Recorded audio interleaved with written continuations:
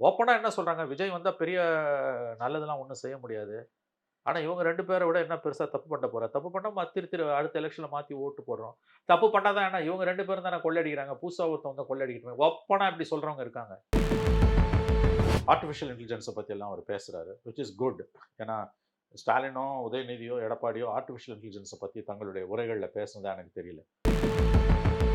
பொதுமக்கள் வந்து அரசாட்சியில பங்கு கொள்ள முடியும். 10,000 கையெழுத்துகள் போட்டு ஒரு மனு வந்தது அப்டின்னாக்கா, அதுக்கு அரசு பதிலளிப்பது கட்டாயமாக்கப்படும் அப்டிங்கிறாரு. கமல் வந்து பேசினா இனிக்குதுல்ல. ஏன் உதயநிதியே சினிமால இருந்து வந்தவர் தானே. அப்ப இதெல்லாம் ஒரு பக்கம் ஒதுக்கிட்டு, இந்த சுயநலத்தான பேச்சு இருக்குல்ல, இன்னும் சினிமா பார்க்க வர கூட்டம் இல்ல இதுன்றது. அப்படியே கொள்கை தங்கங்களா உங்கள பார்க்க வரவன்லாம். எல்லா தொகுதியிலும் நான் தான் நிக்கிறேன். அது எப்படி எல்லா தொகுதியிலும் நீ நிப்ப? எப்படி நிப்ப நீ? இது என்ன பேச்சு இதெல்லாம்? What nonsense is this? அந்த மாதிரியான கூட்டம் கிடையாது இது. இது எலக்ஷன் கேம்பெயின். கேண்டிடேட்ட நீ அனவுன்ஸ் பண்ணணும். மோசமான ஹார்ட்கோர் கிரிமினல்ஸ் கேண்டிடேட்டா வரான். கஞ்சா விக்கிறவன், பாலியல் குற்றவாளி, போக்சோ கேஸ்ல அரெஸ்ட் ஆனவன், சைல்டு ரேப்பர்ஸ் இவன்லாம் வரான் உங்களுக்கு வந்து. அவனுக்கெல்லாம் சீட்டு குடுத்துருக்கான். எல்லா கட்சியும் குடுத்துருக்கான். இந்த இடத்துக்கு வரத்துக்கு 50 வருஷம் ஆச்சு அவருக்கு. Over half a century. எமர்ஜென்சில அடி வாங்கி, வாங்கி இன்னைக்கு ஆக்டிவ் பாலிட்டிஷியனா இருக்க ஒரே தலைவர் அவர்தான். மாநில அளவுல, தேசிய அளவுல. இத ஸ்ட்ரெய்ட்டா நீங்க சிஎம் ஆகணும்னு பார்க்குறீங்க நீங்க. ஆணவமான போக்கு. அதான் சொல்றேன். இந்த சிம்பலையே ஒழிக்கணுங்க. 5 வருஷத்துக்கு ஒரு தடவ சிம்பல மாத்தணும். எல்லா கட்சிக்கும்.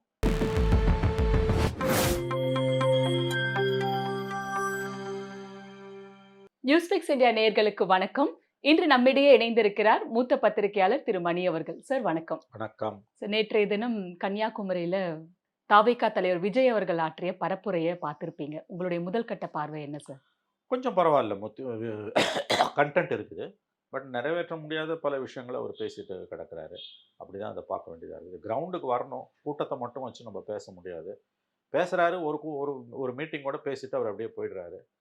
கேண்டிடேட்ட நேத்து அறிமுகப்படுத்தினாரான்னு எனக்கு தெரியாது. படுத்துனாரா நேத்து? நான் பார்த்த ஆ வரைக்கும் இல்ல. இல்ல. அப்புறம் ஒரு தேர்தல் பரப்புரையோட அடிப்படை அம்சங்களே அங்க இல்லாம இருக்கு. பொதுக்கூட்டத்துக்கும் நார்மல் டேஸ்ல பொதுக்கூட்டத்துக்கும், தேர்தல் பொதுக்கூட்டங்களுக்கும் அடிப்படையில வித்தியாசம் இருக்கு. தேர்தல் காலங்கள்ல நீங்க எவ்வளவு விஷயங்கள பேசி, எவ்வளவு ப்ராமிசஸ பண்ணாலும், அடிப்படையான விஷயம் வந்து உங்க கேண்டிடேட்ட நீங்க இன்ட்ரோடியூஸ் பண்ணி அவங்களுக்கு ஓட்டு கேட்கணும். இதுக்கு முன்னால திருநெல்வேலியில, நெல்லையில பேசும்போது கேண்டிடேட்ட அவர் அறிமுகப்படுத்தினதா தெரியல எனக்கு. காரைக்குடியில மட்டும் கேண்டிடேட்ட பக்கத்துல வச்சுட்டு வீதி உலா வந்தாரு அவரு.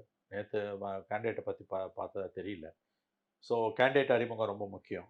அத தாண்டி இது வந்து சில முக்கியமான விஷயங்கள சொல்றாரு. நாங்க வந்து ஆர்டிபிஷியல் இன்டெலிஜென்ஸ பத்தியெல்லாம் அவர் பேசுறாரு. Which is good. ஏன்னா ஸ்டாலினோ, உதயநிதியோ, எடப்பாடியோ ஆர்டிபிஷியல் இன்டெலிஜென்ஸ பத்தி தங்களுடைய உரைகள்ல பேசுனதா எனக்கு தெரியல. ஆனா இன்னைக்கு வந்து எல்லார் வாயிலருந்தும் வரக்கூடிய விஷயம் ஏஐ அப்படின்றோம் நம்ம. அது என்னன்னு தெரியாது. எனக்கு ஒண்ணும் பெருசா ஏஐ பத்தி தெரியாது. ஆனா ஏஐயோட முக்கியத்துவம் என்னன்னு தெரியுது. எல்லார் வாழ்க்கையும் இன்னைக்கு ஏஐ பாதிச்சுக்கிட்டு இருக்குது. எல்லா துறைகளிலும் ஏஐயோட பாதிப்பு இருக்குது. ஏஐயோட பாதிப்பு இல்லாத துறைகளே கிடையாது. நேத்து ஒரு பாயிண்ட் சொன்னாரு அவரு. அது ஏற்கனவே முந்தி சொல்லப்பட்ட ஒரு விஷயம் தான். ஓராண்டுக்கு முன்பு. சிலர் அதை டெல்லியில பேசிட்டு இருந்தாங்க. ஆ ஏஐக்கென்று தனி அமைச்சகம் ஒன்று வேண்டும் அப்படின்னு. Separate ministry for artificial intelligence அப்படின்றார். இதெல்லாம் நல்ல விஷயங்கள். நீங்க இந்த மாதிரியான ஒரு கான்செப்ட் வைஸ் போய் ஏன்னா this connects with the next generation. அடுத்த தலைமுறையோட இது வந்து உங்கள வந்து கனெக்ட் பண்ணுது. ஸோ நேற்றைய கூட்டத்தில நான் பார்த்த வரைக்கும் அந்த ஸ்பீச்ச நான் ஓரளவு கேட்டேன். Which is good. எனக்கு தெரிஞ்சு இட்ஸ் ஓகே. இந்த மாரி பாசிட்டிவா போறது நெக்ஸ்ட் ஜெனரேஷனோட ஏன்னா அவரோட ஸ்ட்ரென்த்தே ஜென்ஸின்னு நம்ம இன்னைக்கு பார்க்குறோம். ஆ அவங்க கிட்ட கனெக்ட் ஆவறதுக்கு இது யூஸ்ஃபுல்லா இருக்கும். சார் அவரு டிரான்ஸ்பரன்சி இந்த வெளிப்படைத்தன்மைய பத்தி நெறைய சொல்லியிருக்காரு. பொதுமக்கள் வந்து அரசாட்சியில பங்கு கொள்ள முடியும். 10,000 கையெழுத்துகள் போட்டு ஒரு மனு வந்தது அப்டின்னாக்கா, அதுக்கு அரசு பதிலளிப்பது கட்டாயமாக்கப்படும் அப்டிங்கிறாரு. இன்னொன்னு வந்து 5,00,000 கையெழுத்துகள் கிட்டத்தட்ட இருந்ததுன்னா, அது வந்து சட்டசபையில விவாதத்துக்கு எடுத்துக் கொள்ளப்படும் அப்டிங்கிறாரு. ஸோ அந்த மக்களோட பங்களிப்பு வேணும் அப்டின்ற பார்ட்ட வந்து அவரு இன்சிஸ்ட் பண்ணியிருக்காரு. அத எப்படி பார்க்குறீங்க நல்லது சார்? தான். இது நடைமுறையில சாத்தியமோ இல்லையோ, அதாவது மக்கள் அதிகம் கவலைப்படக்கூடிய விஷயங்கள பத்தின விவாதங்கள், சட்டமன்றத்திலயும், பொதுவெளியிலயும் இருக்க வேண்டும் என்பது தான் அவருடைய பேச்சின் சாராம்சம். கரெக்ட்டா? கரெக்ட். அது நல்லது தானே உங்களுக்கு வந்து. இப்ப ஸ்டாலின் வந்து ஆட்சிக்கு வந்தபோது அவர் சந்திச்ச முதல் பிரச்சனை என்னன்னா, இந்த கோரிக்கை மனுக்கள் அப்படின்னு நெறையா வந்து பொட்டி பொட்டியா தொறந்தாங்க. ஏன்னா, அவர் வந்து என்ன பண்ணாரு, 2020, 21 கொரோனா பீக்ல இருக்கும்போது, எல்லா மாவட்டங்களுக்கும் ஒரு பிரச்சாரத்துக்கு போகும்பொழுது, உங்களுடைய கோரிக்கை மனுக்கள் என்னன்றத இந்த பொட்டியில போடுங்க. நீங்க வந்து அத நாங்க ஆட்சிக்கு வந்தோம்னா, அத தொறந்து நாங்கள் வந்து அவங்கவுங்க பிரச்சனையை தீர்த்து வைப்போம் அப்படின்னு. அது வந்து ரொம்ப ஆக்சுவலி அந்த நோக்கம் நல்லதாக இருந்தாலும் அது வந்து நடைமுறையில் சாத்தியம் இல்லாத ஒன்று. அது அவங்களே உணர்ந்தாங்க. எப்படின்னு நான் சொல்கிறேன். இவங்க ஆட்சிக்கு வந்த உடனேயே வந்து அந்த மனுக்களை பிரித்து எடுக்கும்போது ஒரு கட்டத்தில் என்ன ஆகுது, அது மலை மாதிரி குவியுது. அப்போ அன்றைய தலைமைச் செயலாளராக இருந்த இறையன்பு அவர்கள், இது வந்து லோ லெவல்ல இருக்கக்கூடிய அதிகாரிகள், கீழ் மட்டத்தில் இருக்கக்கூடிய அ அதிகாரிகள், அ சிவில் அண்ட் போ காவல்துறை போலீஸ் ஆஃபீசர்ஸ் அ அண்ட் உள்ளாட்சி பிரதிநிதிகள், இவங்க ஒழுங்கா தான் வேலைய செஞ்சிருந்தா, இந்த பெரும்பாலான மனுக்களுக்கு இங்க அவசியமே இல்லன்னாரு. ஒரு கட்டத்தில அத இறையன்பு சொன்னார். அன்றைய தலைமைச் செயலாளர் இறையன்பு. நான் ஏன் இத சொல்றேன்னு கேட்டீங்கன்னா, அந்த முயற்சி வந்து ஒரு வந்து நமக்கு வந்து ஒரு இட்ஸ் அன் ஐ ஓப்பனர். உள்ளூர் அமைப்புகள்ல இருக்கக்கூடிய சிவிலியன் அண்ட் போலீஸ் அட்மினிஸ்ட்ரேஷன் ஒழுங்கா இருந்திருந்தாங்கன்னா, இதுக்கு வாய்ப்பே கிடையாது. நீங்க கீழ்மட்ட அதிகாரிகள் திறம்பட ஒழுங்கா செயல்படாததோட விளைவு தான் இவ்வளோ தூரம் வந்து குவியுதுன்னு இறையன்பு ஒரு கட்டத்தில சொன்னார். அதுக்கு பிறகு அந்த புகார் பெட்டி, அந்த பெட்டி, இந்த பெட்டிலாம் காணாம போச்சு. எந்த கவர்மெண்ட் வந்தாலும் அதான் நடக்க போகுது. ஸோ இது நம்ம இதில புரிஞ்சுக்க வேண்டியது என்னன்னா, ஆ சிஸ்டத்த பத்தி ஒரு கட்டத்தில வந்து அவரு இந்த தேர்தலுக்கு பிறகு ஓரளவு விஜய் புரிந்து கொள்வார். நேத்தோ முந்தா நாளோ இந்த ஹிண்டு ஆங்கில நாளிதழ்ல என்னுடைய நண்பர் கோலப்பன் ஒரு நல்ல செய்தியாளர். அவர் one of the finest journalist. அவர் வந்து இந்த கலாப்ரியான்னு ஒரு கலை விமர்சகர ஒரு பேட்டி எடுத்து எழுதியிருந்தார் ஹிண்டுவுல. நல்லா இருந்தது. அதாவது வந்து அவரு ஆரம்ப காலங்கள்ல திமுகவுக்கு பிரச்சாரம் பண்ணவரு. அவர் ஒரு ஆர்ட் கிரிட்டிக் கூட. அவர் சொல்றாரு வந்து ஒ ஒ கொஞ்ச நாள்ல வந்து இந்த சிஸ்டத்த பத்தியும், பொலிட்டிக்கல் இன்ஃப்ராஸ்ட்ரக்சர பத்தியும் விஜய் புரிந்து கொள்வார்ன்றார். I think it's a very matured opinion. Kalapriya ஹிண்டுல கோலப்பண்ண குடுத்த பேட்டியில சொன்னது. அது மாரி வந்து இந்த வாக்குறுதிகள் எல்லாம் மேம்போக்கா பார்க்கும்போது ரொம்ப அப்படியே இதுவா இருந்தாலும், நடைமுறைன்னு வரும்போது இவை எந்த அளவுக்கு சாத்தியம் என்பது வந்து it's a million dollar question. இந்த 10,000 பேர் கையெழுத்து போட்டா நாங்க விவாதம் பண்ணோம். ஒரு 5,00,000 பேர் போட்டா நம்ம வந்து அசெம்பிளில விவாதிப்போம் அப்படின்றதெல்லாம் வந்து ஓகே கேட்கறதுக்கு நல்லா இருக்குது. But at the end of the day நீங்க லோக்கல் பாடிஸ்ல லோயர் லெவல்ல இருக்க சிவிலியன் அண்ட் போலீஸ் அஃபிஷியல்ஸ் அவங்க வந்து கடமை தவறும் பட்சத்தில, அவங்க வேலை செய்ய வேண்டிய வேலைய செய்யாத பட்சத்தில, பிரச்சனைகளுக்கான தீர்வு என்பது இருக்காது. I think is a as far as politics is concern Vijay is a child. அதுவும் வந்து இந்த தேர்தலுக்கு பிறகு அவர் நிரம்ப கற்றுக்கொள்வார் என்று தான் நான் நம்புகிறேன். சரி, இதுல ஒரு விஷயம் மக்கள அன்றாடம் பாதிக்கக்கூடிய ஒரு முக்கியமான விஷயம் அவர் சொன்னது. எங்க போனாலும் லஞ்சம். ஒரு டிரைவிங் லைசென்ஸ் எடுக்கட்டும், எங்க போனாலும். பட் அந்த சர்விஸ்லாம் நான் வந்து 6 மாசத்துக்குள்ள உரிமை சட்டம்னு கொண்டு வருவேன். அதன் மூலியமா வீடு தேடி அந்த சர்விஸ்லாம் அவங்களுக்கு வரும். எந்த மீடியேட்டர்ஸும் இருக்காம நான் பார்த்துப்பேன் அப்படிங்கிறாரு. அதே மாதிரி தமிழ்நாடு சிட்டிசன்ஸ் பிரிவிலேஜ் கார்டுன்னு ஒண்ணு குடுப்பேன். அதுல ஒரு ஒரு குடும்பத்த பத்தின தரவுகள் எல்லாமே இருக்கும். அதன் அடிப்படையில அவங்களுக்கு பர்த் சர்டிபிகேட் வேணுமா? இல்ல என்னென்ன ஸ்கீம்ஸ் அவங்க யார் பெனிஃபிஷியரீஸ் எல்லா டீட்டெயில்ஸும் குடுத்து வெளிப்படைத்தன்மை இருக்கும். மீடியேட்டர்ஸ நான் வந்து அவாய்ட் பண்ணிடுவேன். அண்ட் கவர்ன்மென்ட் அஃபிஷியல்ஸ் இதுக்கு ஸ்டெப்ஸ் எடுக்கலன்னா ஆக்ஷன் எடுப்பேன்ற அளவுக்கு பேசியிருக்காரு. இது வந்து சாத்தியமா? நீங்க சொன்ன அந்த புகார் பெட்டி மாதிரியே இது ஆன்லைன் புகார் பெட்டி மாரி மாறுமா? இல்லங்க இதுலலாம் நடைமுறையில சிக்கல்கள் இருக்குங்க. இப்போ ஆதார் இருக்குது உங்களுக்கு வந்து. எல்லா சர்வீஸுக்கும் இன்னைக்கு ஆதார் வந்து ஒரு பேசிக் நெசசிட்டியா போயிடுச்சு. ஆ சுப்ரீம் கோர்ட் ஜட்ஜ்மெண்ட்ல ஆதார் வந்து அரசு சலுகைகள வாங்குறவங்களுக்கு தான் மத்தவங்களுக்கு தேவையில்லன்னு. ஆனா இன்னைக்கு அப்படி இல்ல. பர்த் சர்டிஃபிகேட்டுக்கும் ஆதார் தேவை. செத்துட்டா சுடுகாட்டுல ஆதார் இல்லன்னா புதைக்க மாட்டோம். டாக்டர் காச குடுத்து வந்து இன்னார் இன்னார் இப்படி செத்துட்டாருன்னு சர்டிஃபிகேட் வாங்கி குடுத்தா தான் இப்போ உங்களுக்கு புதைக்கிறது, எரிக்கிறது எல்லாமே. டாக்டருக்கு காசு குடுத்தா தான் டாக்டர் காசு குடுப்பாரு. பெரும்பாலான டாக்டர். மேபி 10% வந்து ஒரிஜினல் உண்மையான டாக்டர்ஸ் இருக்கலாம். நான் மறுக்கல அத வந்து. Like any field. இப்ப ஆதார் மாதிரி இவர் வந்து இந்த கார்ட வந்து இது நடைமுறை எப்படிப்படுத்துவாங்கன்னு தெரியல. இது ஏற்கனவே 2 ஆண்டுகளுக்கு முன்பு, 3 ஆண்டுகளுக்கு முன்பு திமுக கவர்ன்மென்ட் ஸ்டாலின் கவர்ன்மென்ட்ல இப்படி ஒரு ப்ரொபோசல் வந்தது. ஆதாருக்கு இணையா ஒரு இத குடுக்குறோன்னு. அப்ப பிஜேபிலேருந்து எதிர்த்தாங்க அத வந்து. அண்ட் இன்ஃபாக்ட் வந்து ஆ ரைட்ஸ் குரூப்ஸும் அத எதிர்த்தாங்க. Because this is one more attempt of collecting data. So இது ஆல்ரெடி ஆதார் இருக்கும்பொழுது நீங்க வந்து மாநில அரசு வந்து இந்த மாதிரி ஒரு முயற்சி எடுப்பது என்பது தான் சொல்றேன். ஸ்டாலின் கவர்ன்மெண்ட் இப்படி ஒரு முன்முயற்சி எடுத்தது. அதுக்கு பிறகு டேக் ஆஃப் ஆகல எனக்கு தெரிஞ்சு. ஸோ இதெல்லாம் வந்து உங்களுக்கு வந்து already existing documentations and Aadhaar and ration card இருக்குது. ஸ்டேட் கவர்ன்மெண்ட் கண்ட்ரோல்ல இருக்கு ration card and driving license இதெல்லாம் இருக்குது. இதன் அடிப்படையில நீங்க குடுக்கலாம். சரி ரைட் டூ சர்வீசஸ் ஆக்ட்ன்றது வந்து அது ஒரு தேவை தான் அது. டாக்டர் அன்புமணி ராமதாஸ் அத தொடர்ந்து பேசிக்கிட்டு இருக்காரு. இவங்க எல்லாரையும் விட ரொம்ப அதிகமா பேசுறவரு டாக்டர் அன்புமணி ராமதாஸ் தான். ஸோ இதெல்லாம் வந்து ஒரு கேட்சி ஸ்லோகன்ஸ். நடைமுறைக்கு வரும்போது என்னன்றது வந்து இதாங்க அவருக்கு வாழ்க்கையை பத்தின, அரசியலை பத்தின புரிதல் என்பது ரொம்ப ரொம்ப ரொம்ப ரொம்ப குழந்தைத்தனமானது, பாமரத்தனமானது. ஒரு தேர்தல் அடி வாங்கி தோத்த பிறகு தான் அது புத்தி வரும். நான் குறை சொல்லல. பட் அப்படிதான் இருக்கு அவரோட பேச்சு. அதாவது பொத்தாம் பொதுவா எல்லாருக்கும் நன்மை பண்ணுவேன்றது வந்து அது ஒரு உட்டோப்பியன் கான்செப்ட். அது ஒரு கனவு அது. அது அப்படி சாத்தியம் இல்ல அது. ஒரு இவ்வளோ பொலிட்டிக்கல் பார்ட்டிஸ் இருக்கு.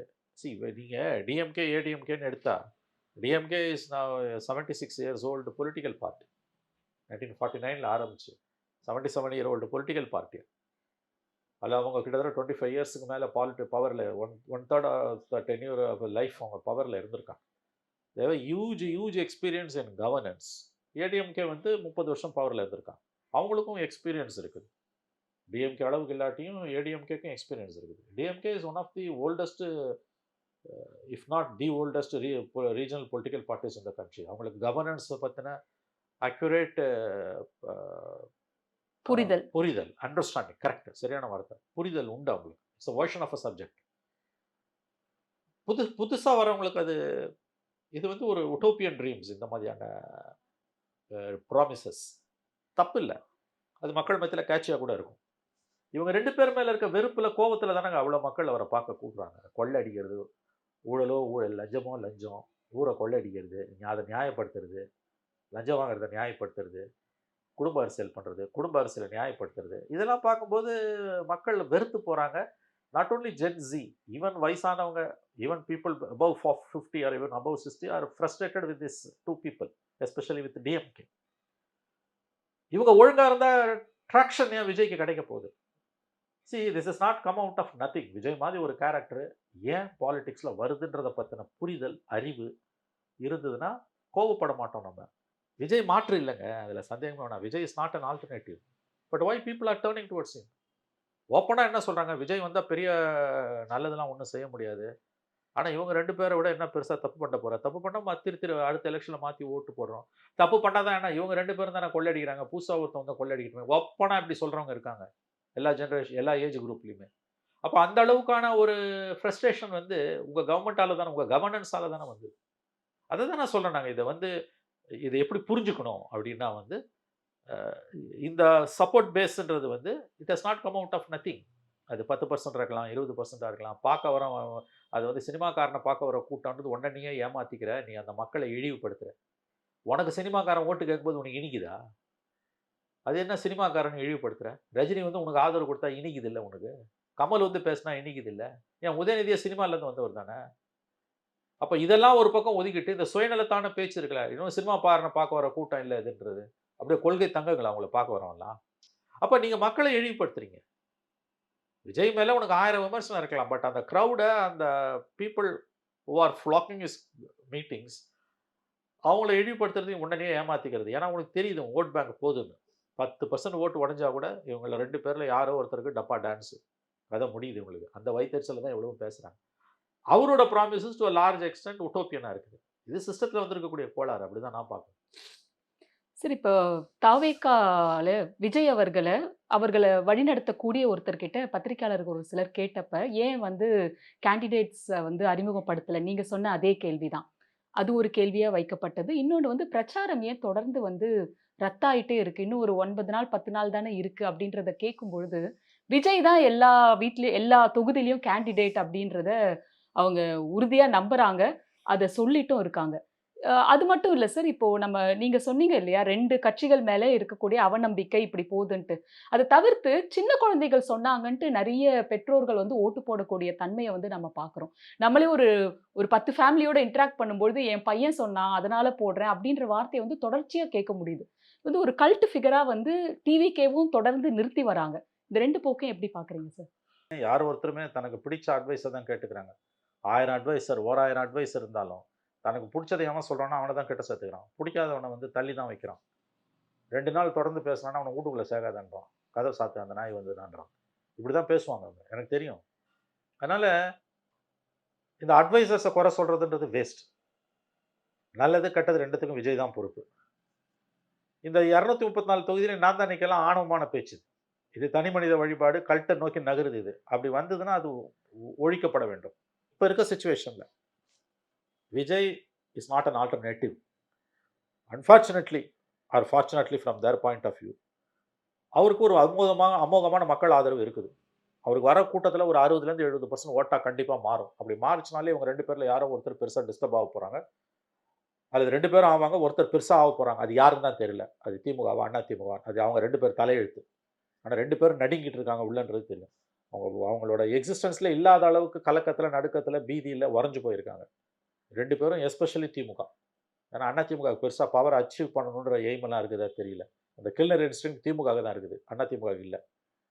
அப்படி பார்க்கும்போது வந்து இதோட எண்ட் ரிசல்ட் வந்து இந்த தேர்தல்ல யாரோ ஒருத்தர இவரு டிஸ்டர்ப் பண்ண போறாரு. ஒண்ணு அவங்கள வந்து அன்சீட் பண்ண போறாரு.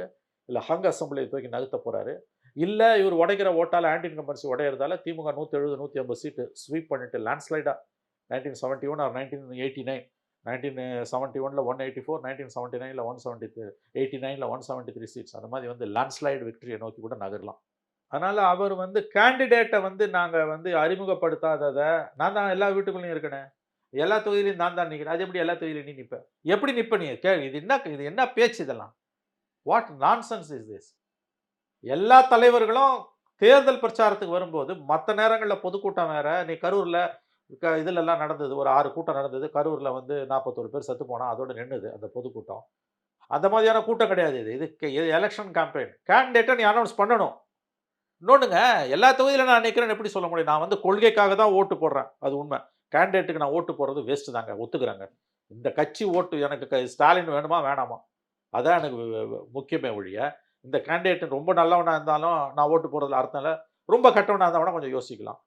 அதனால வந்து மக்கள் அந்த கட்சிக்கு தான் ஓட்டு போடுறானே ஒழிய கேண்டிடேட்டுக்கு ஓட்டு போடல. ஜெனரலி. ஆனா, ஒரு கேண்டிடேட்டயே அறிமுகப்படுத்த மாட்டேன்றது அராஜகமான போக்கு. ஏன்னா, சில சில மோசமான ஹார்ட்கோர் கிரிமினல்ஸ் கேண்டிடேட்டா வரான். கஞ்சா விக்கிறவன், பாலியல் குற்றவாளி, போக்சோ கேஸ்ல அரெஸ்ட் ஆனவன், சைல்டு ரேப்பர்ஸ் இவன்லாம் வரான் அவங்களுக்கு வந்து. அவனுக்கெல்லாம் சீட்டு குடுத்துருக்கான். எல்லா கட்சியும் குடுத்துருக்கான். இந்த கட்சி, அந்த கட்சின்னு நான் சொல்லல. எல்லா கட்சியிலயும் கிரிமினல்ஸ் இவ்வளோ பேர் இருக்கான். இப்ப நீ அவன பத்தி எதுவுமே சொல்ல மாட்டேன்னா, ஒரு ஹார்ட்கோர் சைல்டு ரேபிஸ்ட்க்கு நான் ஓட்டு போடணுமா? உன் கொள்கை எவ்வளவுதான் இப்ப உயர்ந்ததா இருந்தாலும். இல்ல ஒரு பாலியல் குற்றவாளிக்கு ஓட்டு போடணுமா? எப்படி ஓட்டு போட முடியும்? இல்ல வந்து மோசமான ஒரு அ அ ஊர ஏமாத்தி சீட்டிங் பண்ணி கொள்ளை அடிச்சவன் இருக்கான். அவனுக்கு நான் ஓட்டு போடணுமா? எனக்கு கேண்டிடேட்ட பத்தி எனக்கு கவலை இல்ல. நான் அப்படியே 234 அது எப்படி 234 தொகுதியில நிப்ப? கேண்டிடேட்ட அறிமுகப்படுத்த மாட்டேன்றது ஒரு ஆணவமான போக்கு. அதாங்க அரசியலோட அடிப்படையே அவருக்கு தெரியலங்க. கருணாநிதியோ, ஜெயலலிதாவோ, எடப்பாடியோ, ஸ்டாலினோ, சீமானோ, இப்ப அவங்க கேண்டிடேட் அறிமுகப்படுத்தாம தான் பிரச்சாரம் பண்றாங்களா? உங்கள விட அவங்க எக்ஸ்பீரியன்ஸ். நீங்க 1000 சொல்லலாம் எனக்கும் ஸ்டாலினுக்கு தான் போட்டின்னு. இந்த இடத்துக்கு வரதுக்கு எனக்கு 50 வருஷத்துக்கு மேல ஆச்சு. அந்த உழைப்பு முன்னால நீங்கலாம் ஒண்ணுமே கிடையாது. 1000 விமர்சனம் இருக்கலாம் ஸ்டாலின் மேல. இந்த இடத்துக்கு வரதுக்கு 50 வருஷம் ஆச்சு அவருக்கு. Over half a century. எமர்ஜென்சில அடி வாங்கி, உத வாங்கி இன்னைக்கு ஆக்டிவ் பாலிட்டிஷியனா இருக்க ஒரே தலைவர் அவர்தான். மாநில அளவுல, தேசிய அளவுல.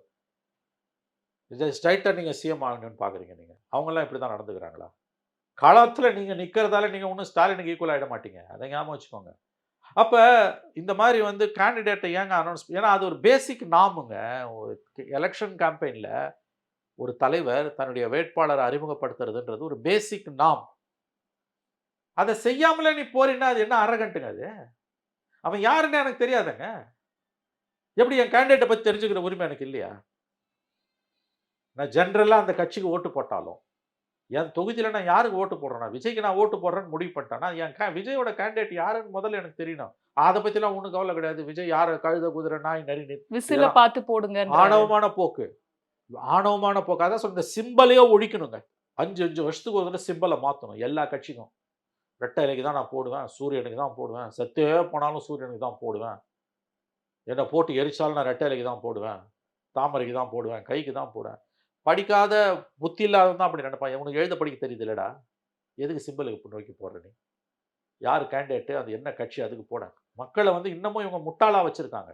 இந்த கட்சிகள். அதோட விளைவு தான் நீ விசிலுக்கு போடுன்றது. என் கேண்டிடேட்ட பத்தி நான் தெரிஞ்சுக்கணும்னு அவசியமே இல்லையா? அப்ப இந்த முரண்பாடுகள் எவ்வளவு தூரம் இருக்கு பாருங்க. அந்த சிஸ்டத்தையே மாத்த போறேன்னு வந்தவரு, எக்ஸிஸ்டிங் பிளேயர்ஸோட மோசமா இருக்காருல்ல. உன் கேண்டிடேட்ட பத்தியே தெரியாம நான் எதுக்கு உனக்கு ஓட்டு போடணும்? சார் புதுச்சேரியில சமீபத்தில தேர்தல் நடந்து முடிஞ்சது. டர்ன் அவுட் பார்த்தீங்கன்னா 90%க்கு மேல இருக்குன்னு சொல்றாங்க. 1960ஸ்ல இருந்து இப்ப வரைக்கும் அந்த மாதிரி ஒரு டர்ன் அவுட் வந்ததில்ல. இதுக்கு காரணம் வந்து எஸ்ஐஆர் ரிவிஷனா அப்படிங்கிறது ஒண்ணு கேட்கறாங்க. இன்னொன்னு யங் வோட்டர்ஸ் நெறைய பேர் வந்திருக்காங்க. இதுக்கு விஜய் தான் காரணம்ங்கிற ஒரு பார்வையும் எடுத்து வைக்கிறாங்க. நீங்க எப்படி பார்க்குறீங்க சார்? இந்த கேள்விக்கு பதில் சொல்ல முடியாது. 4ஆம் தேதி தான். Jury is yet to out. So 4த் மே 4த்துக்கு பிறகு தான் இந்த கேள்விக்கு பதில் சொல்ல முடியும். இந்த நீங்க சொன்ன காரணங்கள் அத்தனையுமே காரணங்களாக இருக்கலாம். எஸ். பட் நம்ம இப்ப சொல்றது இட்ஸ் ஹைலி ப்ரிமச்சூர். நமக்கு தெரியாது என்ன. சரி, இறுதியா ஒரு கேள்வி. பியூஷ் கோயல் அவர்கள் இன்னைக்கு ஒரு தேசிய நாளிதழுக்கு இன்டர்வியூ குடுத்திருக்காரு. அதுல ஜனநாயகன் படம் லீக் ஆனதுக்கு முருகன் அவர்கள தாவேகா தரப்புல இருந்து குற்றம் சாட்டியிருக்காங்களே அப்படின்ற கேள்விக்கு, அவர் என்ன பதில் சொல்லியிருக்காருனாக்கா, இந்த படத்தோட புரொடியூசர்ஸ் அண்ட் பேக்கிரவுண்ட்ல வொர்க் பண்ணவங்க, அவங்க மூலியமா தான் இது வெளிவந்திருக்கணுமே தவிர, வேற சோர்ஸ்ல வர்றதுக்கு வாய்ப்புகள் ரொம்ப கம்மி அப்படிங்கிற ஒரு குற்றச்சாட்ட எடுத்து வச்சிருக்காரு. இத நீங்க எப்படி பார்க்குறீங்க? இதுக்கு யார் காரணம்னு எனக்கு தெரியாது. இதுல பாதிக்கப்பட போவது அந்த அப்பாவி தொழிலாளிகள். ஆயிரக்கணக்கான தொழிலாளர்கள், ஆண், பெண்கள் அவங்க தான் வந்து இதுல பாதிக்கப்படுறாங்க. இந்த சூப்பர் ஸ்டார்ன்னு சொல்லிக்கிறவங்கலாம் அவங்க தப்பிச்சுடுவாங்க அதுலேருந்து. அதனால இந்த விஷயத்த பத்தி நான் எந்த கருத்தும் சொல்ல விரும்பல. இது தேர்தல் நேரம்ன்றதால இது அரசியலா மாறிட்டு இருக்குது. I don't know anything about this issue. இத பத்தி இதுக்கு மேல நான் எதுவும் சொல்ல விரும்பல. நன்றி நன்றி, சார். நன்றி, நன்றி.